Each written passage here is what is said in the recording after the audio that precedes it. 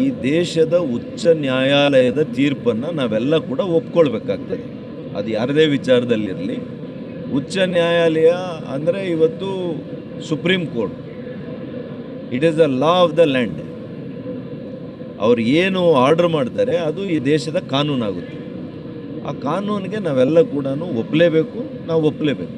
ಯಾರ ವಿರುದ್ಧ ಆದರೂ ಬರಲಿ ಅದನ್ನು ನಾವೆಲ್ಲ ಕೂಡ ತಲೆಬಾಗಿ ನಾವು ಅದನ್ನು ಒಪ್ಕೋಬೇಕಾಗ್ತದೆ. ಮತ್ತು ಕಾನೂನಿನ ಸುವ್ಯವಸ್ಥೆ ಮತ್ತು ವ್ಯವಸ್ಥೆಗಳ ಬಗ್ಗೆ ಕೂಡ ಅದರಲ್ಲಿ ಕೂಡ ವಿಶೇಷವಾಗಿ ಜೈಲಲ್ಲಿ ಯಾವ ರೀತಿ ಇಲ್ಲಿ ಕ್ರಮಗಳಾಗಿದ್ದಾವೆ ಅನ್ನೋದನ್ನು ಕೂಡ ಉಲ್ಲೇಖ ಮಾಡಿದ್ದಾರೆ. ಇದನ್ನು ಕೂಡ ರಾಜ್ಯ ಸರ್ಕಾರ ಗಮನಿಸಬೇಕಾಗ್ತದೆ. ಅದನ್ನೇ ಗೃಹ ಸಚಿವರು ಈ ರಾಜ್ಯ ಸರ್ಕಾರ ಪರಮೋಚ್ಚ ನ್ಯಾಯಾಲಯ ಏನು ಹೇಳಿದೆ ಅವರ ಆದೇಶವನ್ನಾದರೂ ನೋಡಿ ಬುದ್ಧಿ ತಗೊಳ್ಳಿ ಅಂತ ಹೇಳ್ತೇನೆ.